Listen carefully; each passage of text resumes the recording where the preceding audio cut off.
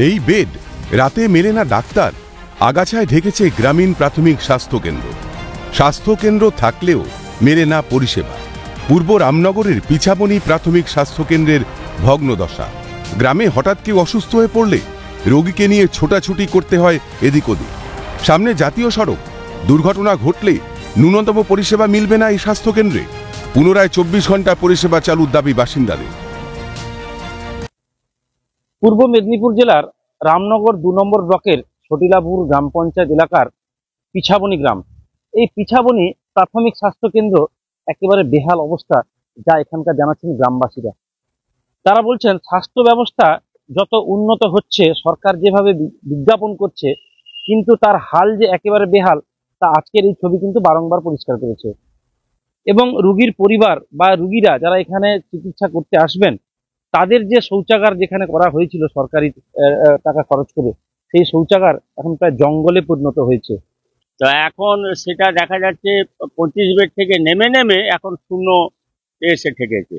সুতরাং এই অবস্থায় আর আশেপাশে চারপাশে যে আপনার হাসপাতালে যে বাথরুম বলুন বা অন্যান্য পরিষেবা অত্যন্ত নিম্নমানের। 2 জন ডাক্তার থাকা সত্ত্বেও শুধু আউটডোর ছাড়া আর কোনো কাজ হচ্ছে না। এখন তো শুধু আউটডোর ছাড়া আর কিছুই হচ্ছে।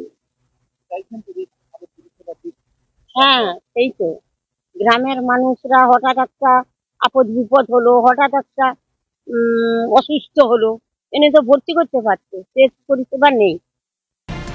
গ্রামের স্বাস্থ্য পরিষেবার হাল ফেরাতে বহুবার অভিযোগ জানিয়েছেন, কিন্তু কোনো লাভ হয়নি, এমনটাই জানিয়েছেন পঞ্চায়েত প্রধান। ওরা খালি মুখেই বলছে, রাজ্য সরকার মুখেই বলছে, চিকিৎসা হাল কিছুই নেই। আপনারা সবাই দেখেছেন কলকাতা থেকে আপ টু দীঘা বা দক্ষিণবঙ্গ উত্তরবঙ্গ সমস্ত স্বাস্থ্যকেন্দ্রে এইরকম আপনার চোখের সামনেই দেখতে পাচ্ছেন। এর আগে আমাদের স্মৃতি রানী দিয়েছিলেন কেন্দ্রীয় নারী আর শিশু কল্যাণ মন্ত্রী, উনিও দেখে গেছিলেন, ওনাদেরকে আমরা বলেছিলাম, উনিও একটু ব্যবস্থা নিয়েছেন, কিন্তু রাজ্য সরকার উদ্যোগ না নিলে আমরা কিছুই করতে পারবো না। আমরা অঞ্চলও করতে পারবো না, ব্লকে আমরা বারবার এটা বলছি, কিছুই সুরক্ষা হচ্ছে না। রাজ্যে স্বাস্থ্য ব্যবস্থার হাল তলানিতে গিয়ে ঠেকেছে। কিছুদিন আগে খোদ মুখ্যমন্ত্রী ভুল চিকিৎসার অভিযোগ তোলেন। শিক্ষার পাশাপাশি স্বাস্থ্য ব্যবস্থা নিয়েও সরকারের গা ঢিলেমি মনোভাব। গ্রামীণ স্বাস্থ্যকেন্দ্রগুলিতে নজর দিচ্ছে না সরকার। কোথাও ভগ্নপ্রায় দশা স্বাস্থ্যকেন্দ্রের, আবার কোথাও দেখা নেই চিকিৎসকের। চিকিৎসার গাফিলতিতে যদি কোনো রোগীর সমস্যা দেখা দেয়, তার দায় কি নেবে সরকার?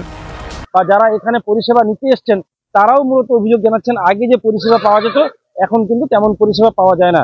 দেখা যাক সিএন এর মাধ্যমে গ্রামবাসীরা জানিয়েছেন স্বাস্থ্য ব্যবস্থার হাল ফেরে কিনা, সেটাই দেখার বিষয়। পূর্ব মেদিনীপুর রামনগর থেকে বিনোদ মণ্ডল, ক্যালকাটা নিউজ।